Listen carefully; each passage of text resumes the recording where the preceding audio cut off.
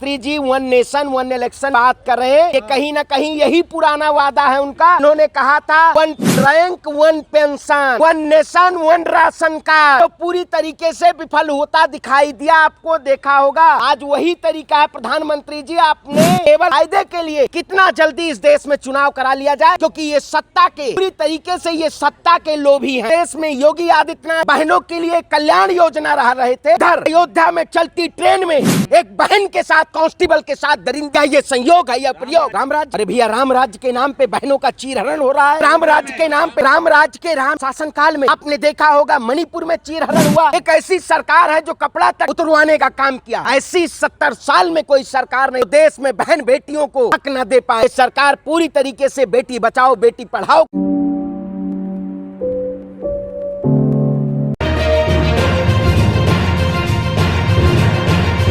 जो देश में हिंदू मुसलमान के नाम पे तमाम ऐसे ऐसे मुद्दों को जिस सरकार ने अपनी राजनीतिक फायदे और राजनीतिक षड्यंत्रों के जरिए इस देश की सत्ता पे काबिज होने का काम किया, इसी लक्ष्य डरे हुए हैं, पूरे डरे और सहमे हैं। पत्रकार भी ना डर जाए, पता ना आजकल पता नहीं चले, अभी पत्रकारों भी नहीं दिखाई दे रहे हैं आजकल।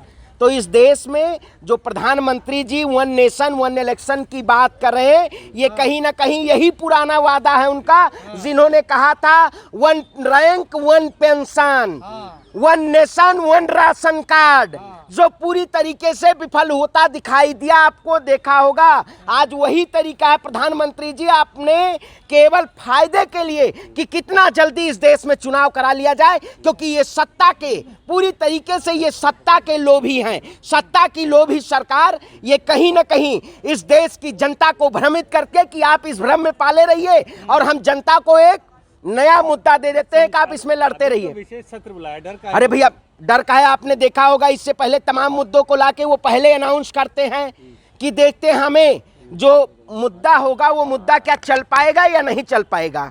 ये जो वन नेशन और वन इलेक्शन की बात है ये पूरी तरीके से विफल हो जाएगा, क्योंकि ये सरकार आने वाले समय में कहीं ना कहीं इन मुद्दों को केवल अपने राजनीतिक उद्देश्य के जरिए ये सरकार केवल ऐसे ऐसे मुद्दे लाना चाहती है। हो सकता है कि मणिपुर पे बात नहीं हुई, वो आप बात करने आ रहे हो विशेष। अरे भाई वही देखो, मैं कहता हूँ तमाम आपने देखा होगा। मैं आज आपसे एक बात पूछना चाहता हूँ, 15 अगस्त के दिन देश के प्रधानमंत्री लाल किले से भाषण देते हैं और उसी वक्त बिल्किस बानो के तमाम उन आरोपियों को रिहा कर दिया जाता है। क्या ये संयोग है या प्रयोग? बता दीजिए, बता दीजिए।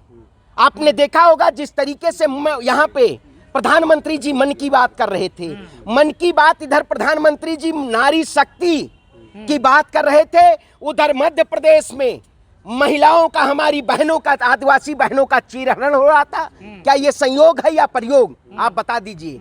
कल वही उसी तरीके से उत्तर प्रदेश में योगी आदित्यनाथ जी बहनों के लिए कल्याण योजना रह रहे थे, उधर अयोध्या में चलती ट्रेन में एक बहन के साथ कांस्टेबल के साथ दरिंदगी होती है। क्या ये संयोग है या प्रयोग? रामराज्य है।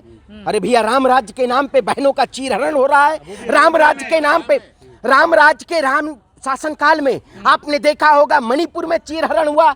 एक ऐसी सरकार है जो कपड़ा तक उतरवाने का काम किया। ऐसी 70 साल में कोई सरकार नहीं थी जो देश में बहन बेटियों को हक न दे पाए। ये सरकार पूरी तरीके से बेटी बचाओ बेटी पढ़ाओ का नारा भी इन्होंने शर्मसार कर, इसलिए तो विशेष सत्र बुला रहे हैं। कौन विशेष सत्र? नए बिल पास होंगे। अरे भैया आप लोग भैया बताइए, आज डरी सरकार नहीं है। इंडिया के नाम की सरकार डरी और सहमी हुई है।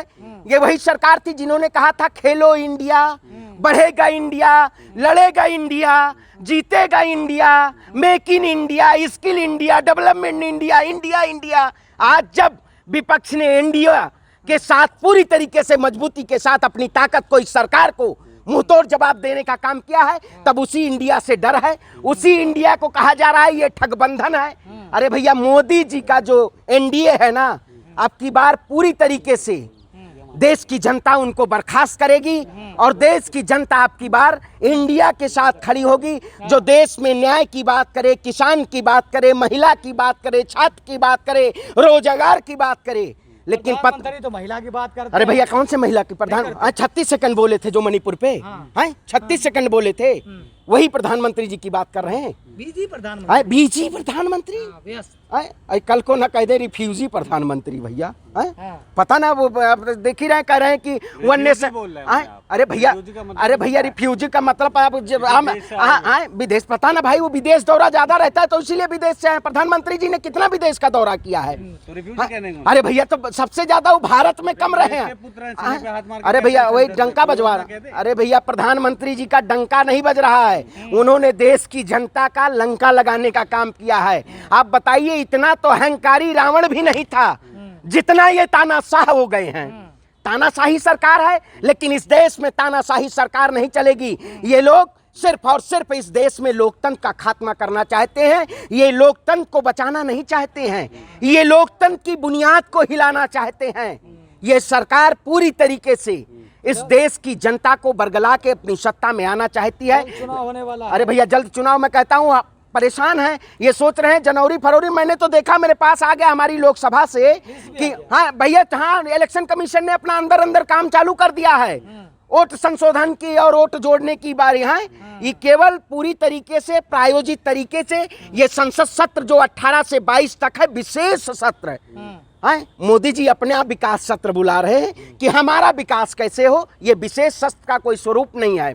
जिस तरीके से इंडिया ने पूरी मजबूती के तरीके से उन्होंने अपने मीटिंग को सफल किया है और वो ताकत दिखाई है, उससे कहीं ना कहीं भारतीय जनता पार्टी और एनडीए पूरी तरीके से बौखलाई हुई है। इसलिए ये सत्र बुलाना पड़ रहा है। वो डर गए हैं कि इंडिया से, अरे भैया भारत से, इंडिया से प्रधानमंत्री मोदी जी लड़ेंगे। देश की 140 करोड़ जनता अब की बार पूरी तरह कमर कसे तैयार है। ये तो सवाल, ये मामला आज क्लियर करो कि वो तो कहते हैं 140 करोड़ जनता उनके साथ है। इंडिया कहता है 140 करोड़ हमारे साथ है, तो क्या 280 करोड़ हो गई भारत की? अब अरे भैया आप बताइए, ये इंडिया और इंडिया में आप जानते हैं, अब वो तो झूठ कहते हैं। मोदी जी तो लाल किले से कहते थे हैं अगला हम भाषण यहीं से फिर देंगे, तो झूठे वायदे हैं। भी कहा है उन्होंने। अरे भैया झूठे वायदे हैं ना, इसी बार कहा है।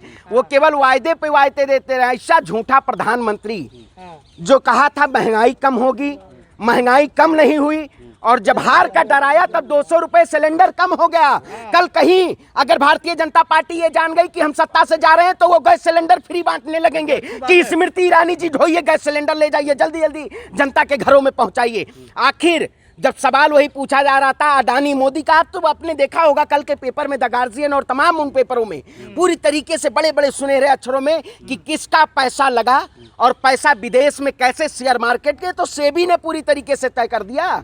सेबी भी कह दिया कि अडानी और मोदी जी का लिंक है। अब भी जनता नहीं जानेगी, जनता पूरी तरीके से जान चुकी है और जाग भी चुकी